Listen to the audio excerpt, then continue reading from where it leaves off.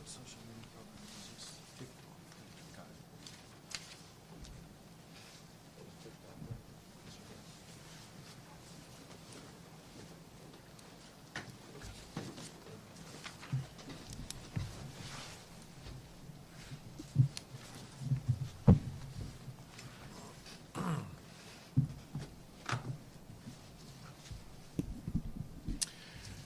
Thank you, everybody, for joining with us here today. And in particular, I want to express my gratitude to the Director of the Texas Department of Public Safety, Director McCraw, General Norris, who is the Adjutant General for the Texas National Guard. We have with us Brendan Judd, the President of the National Border Patrol Council. And I also want to thank all of the Texas Department of Public Safety troopers, agents, Texas Rangers, and all the members of the National Guard who were involved in Operation Lone Star. And I want to thank all of the Border Patrol agents who serve on the front lines every single day dealing with the challenges that we see increasing along the border. And then finally, I want to thank local law enforcement.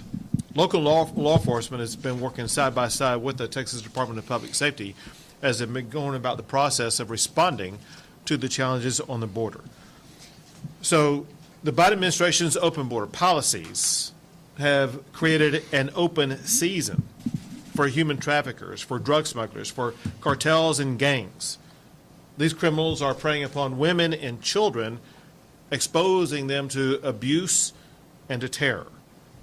Because the federal government is failing to act to respond to these dangers, Texas is stepping up to secure the border and to keep our communities safe.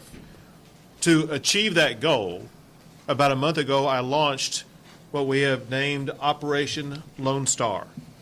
Operation Lone Star was launched for the purpose of filling the gaps that are left open as Border Patrol officers are busy, occupied with detaining the large number of people who are coming across the border.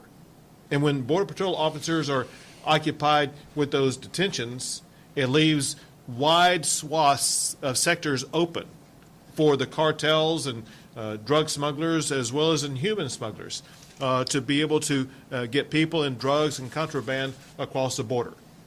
Without Operation Lone Star, those cartels and criminals would have open season to get across the border, whatever they wanted to get across the border. Because of Operation Lone Star, the numbers are staggering what has been done just over the past almost month. Operation Lone Star effectively began on March the 4th, so less than a month ago. In 28 days, the Texas Department of Public Safety has made 598 criminal arrests. They've also made more than 16,000 referrals of illegal immigrants to Border Patrol. So the math on this is the Department of Public Safety made more than 21 arrests per day of criminal arrests, and they made more than 571 referrals of illegal immigrants per day to the Border Patrol. I want to give you just an idea of the type of arrests that the Texas Department of Public Safety has been involved in. In early March, one of the arrests involved a stash house in the Rio Grande Valley.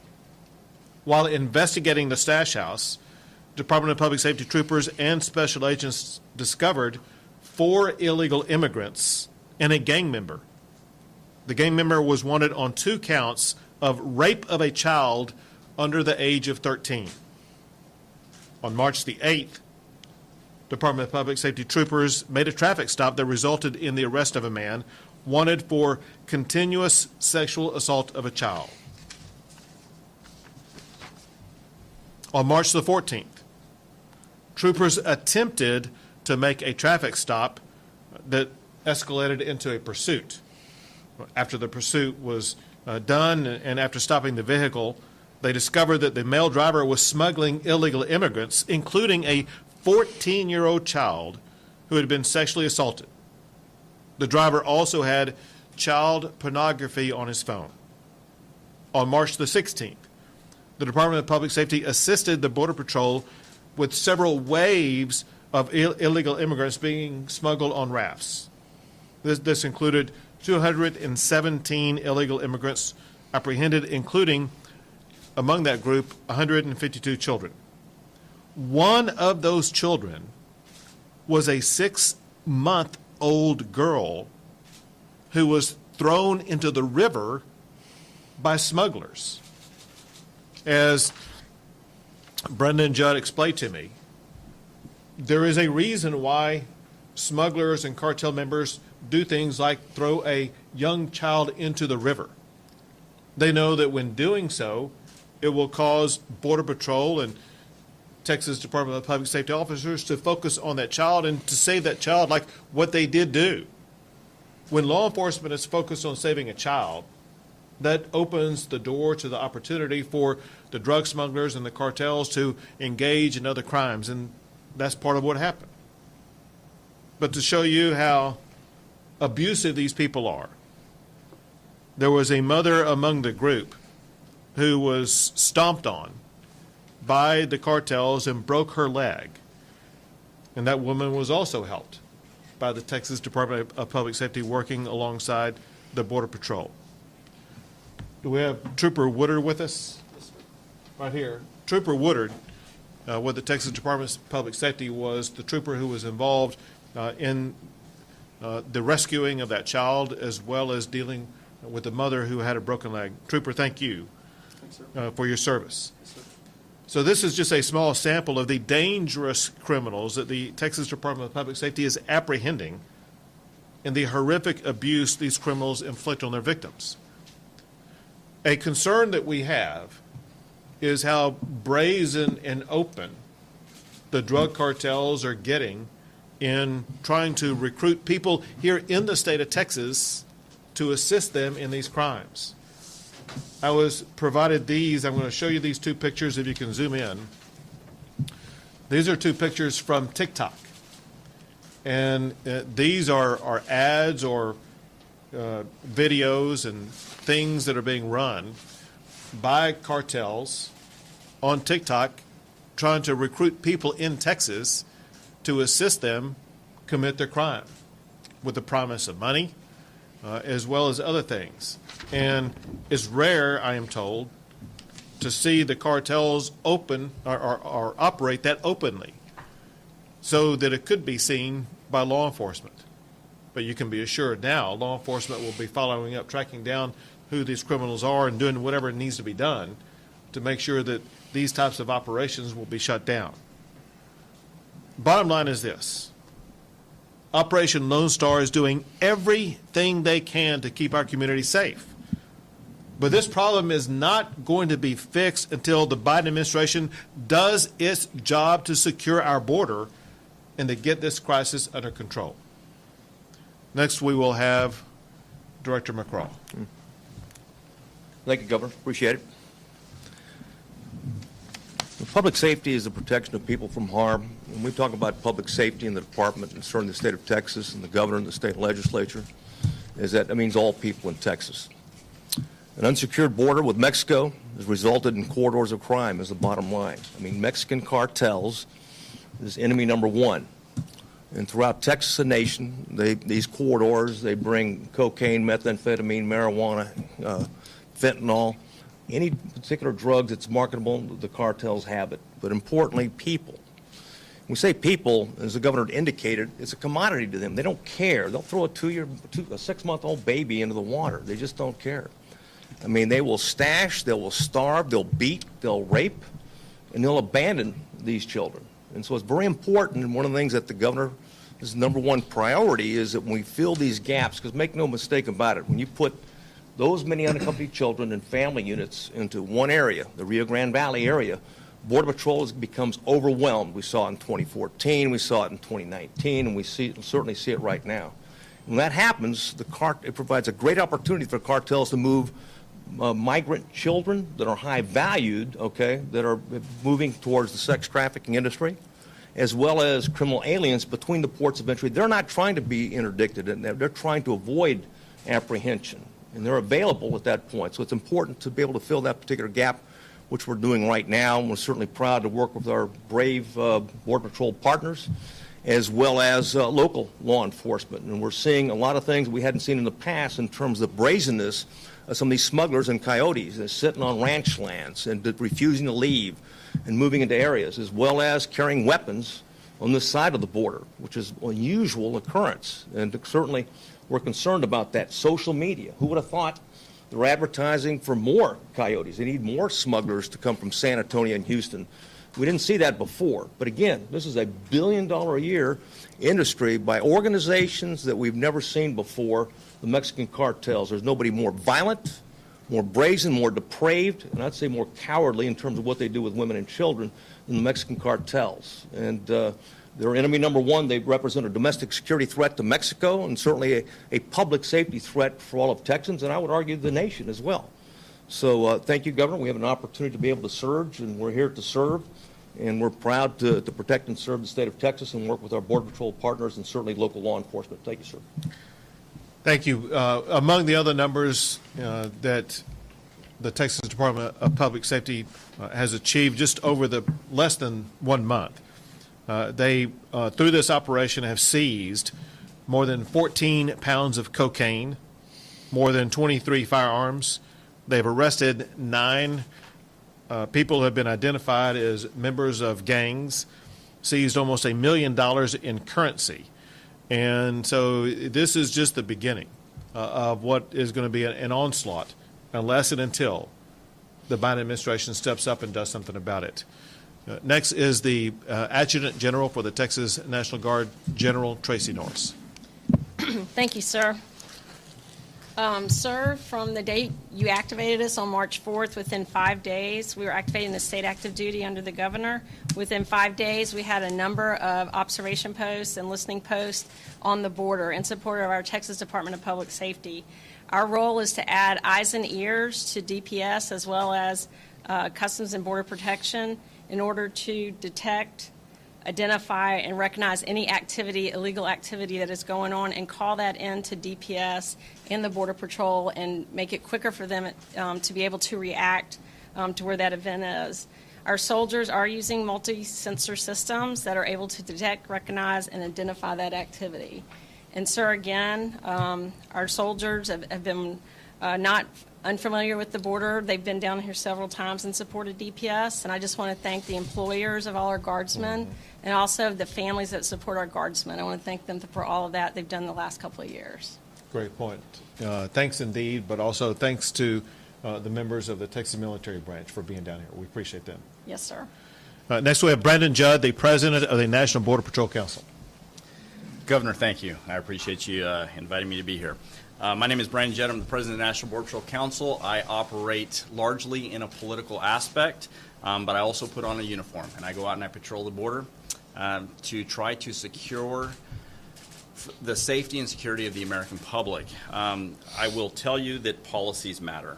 Without policies, we will have the problems that we're seeing today. I want to thank the governor, first and foremost, for allowing Texas DPS, and I would call on the governors of our other border states, New Mexico, Arizona, and California, to also step up to the plate and assist in this issue. Problem is we wouldn't need governors like Governor Abbott if the federal government would do their job.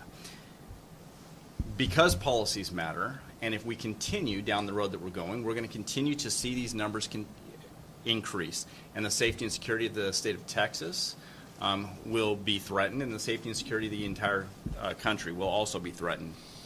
If we continue to allow people to cross our borders illegally, to be released into the United States pending a hearing sometime down the road, we're going to continue to see this problem rise. We must look for the solutions. And if the Biden administration wants to say that the Remain in Mexico program was inhumane, then he needs to look for a solution. You cannot get rid of a program that worked and was very effective and not replace it with something else. And that is, in fact, what the Biden administration did. There are solutions that can be had. If we were to set up courts to adjudicate these cases, then we would give relief to those individuals that deserve relief under U.S. law. We would also send back those individuals that are coming here to game the system, that never have an intent to leave this country, regardless of whether they receive an order of deportation. We can solve this issue and we can solve this problem. And by solving the problem, we can release Texas DPS to do the job that they were supposed to be set up for. But if we don't, then we're going to have to call on governors like Governor Abbott. And thank goodness Texas does have a governor that's willing to step up to the plate when the federal government fails. So again, Governor Abbott, I appreciate the time. I appreciate what you're doing and the resources you're devoting to an issue that you should not have to solve. Thank Federal you, government should and solve. thanks to the men and women of the Border Patrol. Thank you. We'll take a few questions. Yes, please speak up a little bit. If it's all right, can I ask Sure. the Director, sorry, some of those, so I have two questions. Sure. One is, we had heard that the Stark County surge of troopers there was going to last about 60 days. I was wondering how long it's going to last in total. And my second question is, of the arrests that were made, can you tell me if any of those included interdictions, special interest arrests, and also things like federal misdemeanors like illegally crossing the border? We don't arrest anybody for crossing the border illegally. We arrest smugglers, and there have been smugglers that we have arrested. As the governor talked about, over 16,000 IAs or illegal aliens became in contact with them. Those refer to the Border Patrol. We did not maintain them. There's no state immigration violation. Smugglers, yes, we charged with them. Drugs, as the governor talked about, marijuana and cocaine, we made arrests on those particular things. And stash houses where we have a smuggler. And of course, he documented 3 incidents in terms of we had sexual assaults on children, underage children that were coming here illegally and no doubt was exploited and will be continue to be exploited. Those are the majority of the type of criminal violations that we came in contact with that period of time. As for the duration, it depends on what happens on the ground. As they come and Border Patrol is swamped, I mean, the governor's made it very clear that the Department of Public Safety and National Guard is going to be there to support them, and we'll be continuing operations in that regard. The one thing that shifted from the last time that the governor had a press conference is Del Rio sector. It became the number 2 sector in Texas, and that's never happened before. We've had those types of numbers. So we got the call from not just the sector chief, but from the sheriffs. I know Representative Morales was very concerned about that area. So the governor had us increase our tempo and resources within the Del Rio sector as well. I can say that when we do that, we move to 12-hour shifts. We make sure we cover 24/7. We bring resources outside. So hope that answers both your questions. Well, let me add some additional information because you did bring up one other topic I want to make sure you understood the answer to. You mentioned special interest arrest. I don't know if you were intending by that, but that is a term that's used that deals with people who come from countries with ties to terrorism. Is that what you were referring to? Sure. So we had discussions about that in our meeting before we came down here, where the discussion was that, yes, in fact, there have been people who are called special interest arrests, people who are coming from countries with ties to terrorism, and that's one of the extreme dangers that we face. And the people who are special interest coming from terrorist countries, they're not the kind of people who are going to walk up and turn themselves over to Border Patrol or to DPS. They're the type of people that the cartels get a whole lot of money for to try to sneak through the gaps while the Border Patrol is occupied dealing with the children that they are dealing with. And that's exactly why the Biden administration needs to step up and explain to his fellow Americans that there are terrorists trying to get into the United States across the Texas border, and the federal government has to step up and do something about it. Is there a number of how many special interest results? There is, but we're not going to discuss them. So Minority Leader McCarthy, he highlighted this issue just a couple weeks ago when he was down on the border, and he learned that there were several individuals from special interest countries that had been arrested. I personally have arrested people from all over the globe, whether it be Poland, Russia, Bangladesh, Brazil. We deal with people that come from all over the world. The politicians want to make this an issue of Honduras, El Salvador, Guatemala, and Mexico, and it's just not. We get them from all over the world, and that's why it's so important that we have Texas DPS, because as the cartels continue to flood us with unaccompanied children, as they continue to flood us with family units, it takes our resources out of the field. And if it's not for the Texas DPS to plug those holes up, that the cartels are creating artificial gaps in our coverage, and if it's not for Texas DPS to plug those holes, we would have a lot more coming across into the United States. Go ahead. Elaborate on, No, I'm fine. on that baby that you mentioned, who rescued him and what happened to him on top? Yeah, why don't we, Trooper, why don't you What- take the mask off? Like, and here's a microphone. I think a he was younger, much the younger, one but- involved in it. A younger, much better looking version. So just tell him everything about what happened. Okay. I had established a lay-in position and seen the smugglers bringing approximately 6 people across on a raft. I gotten a little bit more brush on me, and the raft had gotten into a tree, just on the other side of a tree that had cane in it. I heard splashing and ayuda from a distressed woman. Once I have night vision on at this point, I climb into a tree and see that this woman is hanging onto a tree branch with the baby in her arm. The baby's in her arm and the water's going over the baby. So I got above her, kind of fell in, grabbed the baby, held the baby like a football, and helped the woman onto a tree branch. Positioned myself back on the tree and then walked out. I got up to the bank, and on the picture that you've seen, I start rubbing the chest of the baby because the baby wasn't moving at that point. Finally, seen that the baby started moving, started crying, and handed off the baby to a ranger, and then helped the other 5 back onto the bank. And Border Patrol knows about what happened to that baby? That baby was turned over to Border Patrol Resources, but that was a family unit. That was a woman and child. Most likely, because of the age of the child, most likely that those 2 individuals were released into the United States. Go ahead. Governor, Adolfo Muñiz with Spectrum News 1. What comment do you have about the fact that the Biden administration says that they are returning 80, 70-something% of the migrants back to Mexico? And this question also goes to the Border Patrol Council. Is that alleviating anything? How is that affecting? Is it true? What's not true about it? All I can tell you is that we see increasing numbers of people coming across the border. I can tell you the words that were used by the Homeland Security Secretary Mayorkas himself, and that is this is an unprecedented number of people coming across the border, the most in more than 20 years, and we're just getting going in the process. These numbers will continue to increase because the Biden administration has established open border policies, making it clear that they are going to allow people to come in, and making it clear that we have thousands of people in locations across just the state of Texas, whether it be in Carrizo Springs or in Midland or in Dallas or now on military bases. And so as the numbers continue to increase, it is clear there's no slowing down in the number of people coming across the border. So to answer that question, you have to take a snapshot in time. And if you go back to Inauguration Day, yes, it was probably close to 80% of the people were, in fact, being expelled under Title 42.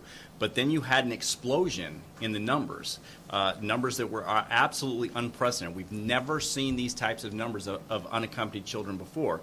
And then you had the carve-outs for Title 42. And, of course, you started to see even more people. Axios, which generally tends to be on the liberal leaning, Axios fact-checked President Biden and said in the week that he gave his press conference, it was only about 13% that were being expelled. So again, you have to take a snapshot in time. You have to look at what are the current conditions and what are the drivers, these pull factors. And no, we're not expelling 80% of the individuals that are crossing the border today. If we're lucky if we're expelling, or if 40% of those people that are crossing today are actually being removed. We're lucky. Governor, one question. We have had reports of people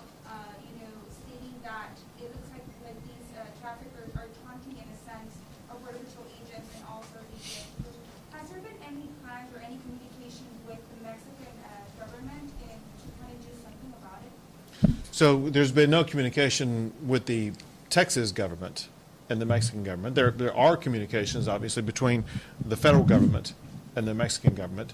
I don't have that information provided to me, but I do know that the federal government and the Mexican government communicate all the time about this. Doctor? Yes. Dr. Burns with NBC News. Two questions for you. One, we know actually from the number, the majority of families with young kids are being released. They're largely being released in towns like McAllen, like Brownsville. Those are the cities on the front lines of this. And as we've been talking to them, they've been doing a lot, like trying to make sure migrants are tested, quarantined if they have COVID, so that they don't travel to other parts of Texas and the rest of the country. They are ensuring those folks are cared for when they're here. They say while DPS is helpful, they could also use resources like social workers to help deal with these families that are coming here traumatized, and resources like those hotel rooms. Are you planning to provide any additional resources of that nature to some of these towns who are where these migrants are primarily being released?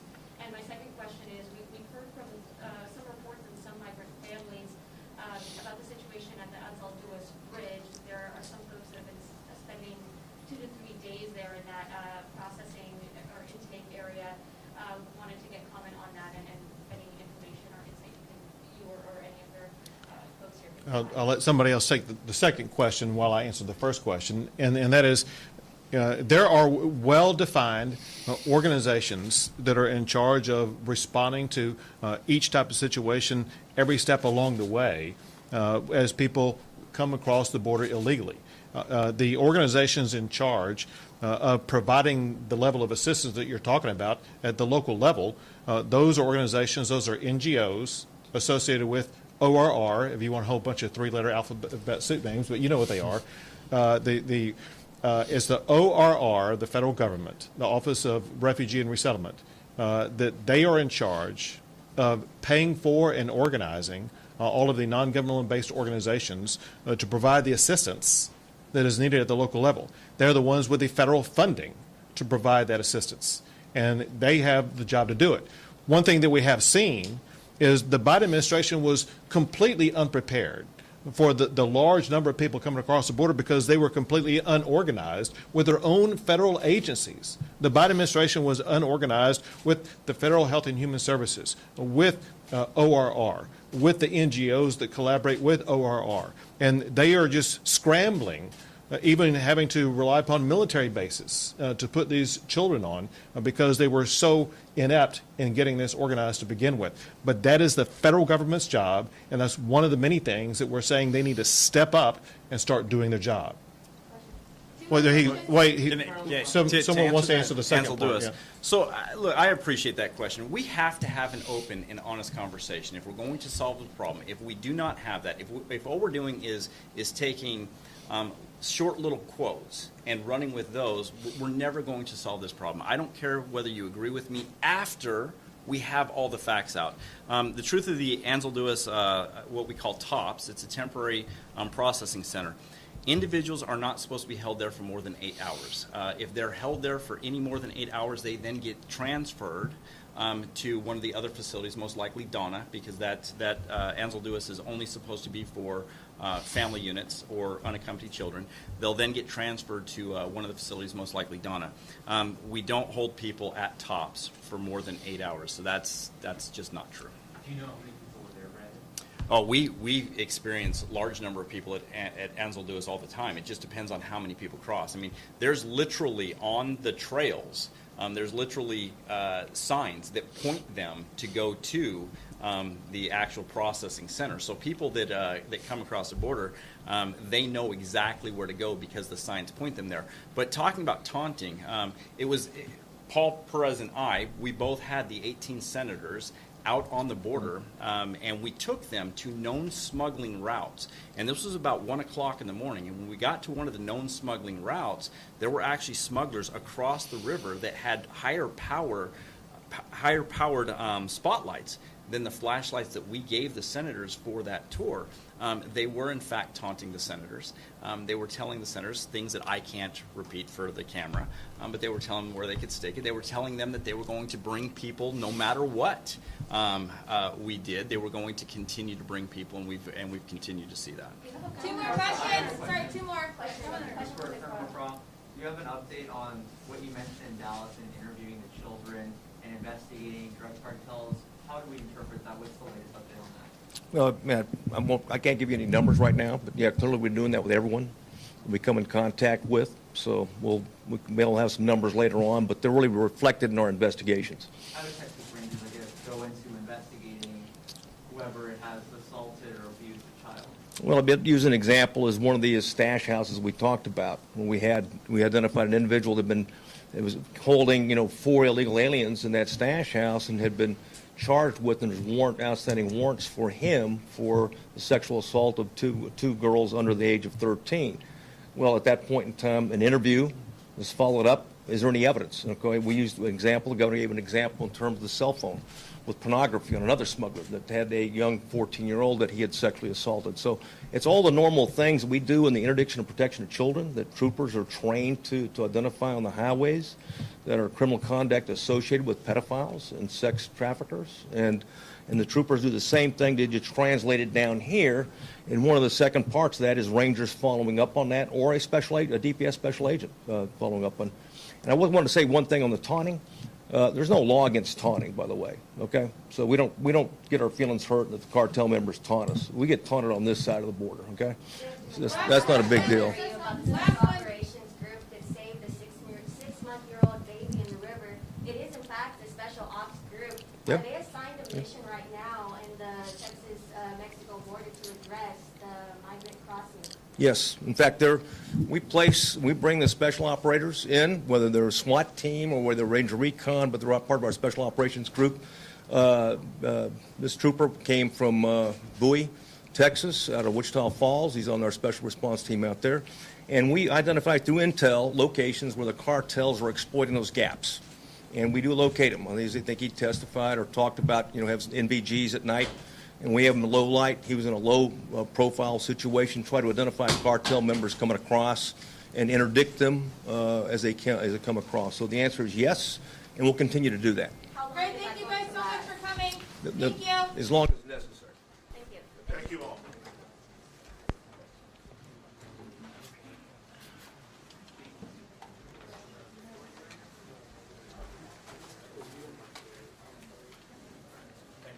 Sure. I'm going to leave these out in case anyone wants to see them.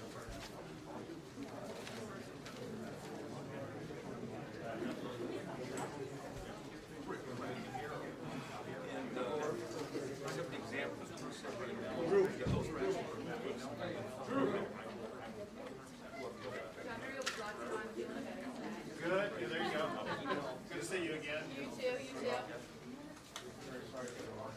Thank you so much. Oh, here you go.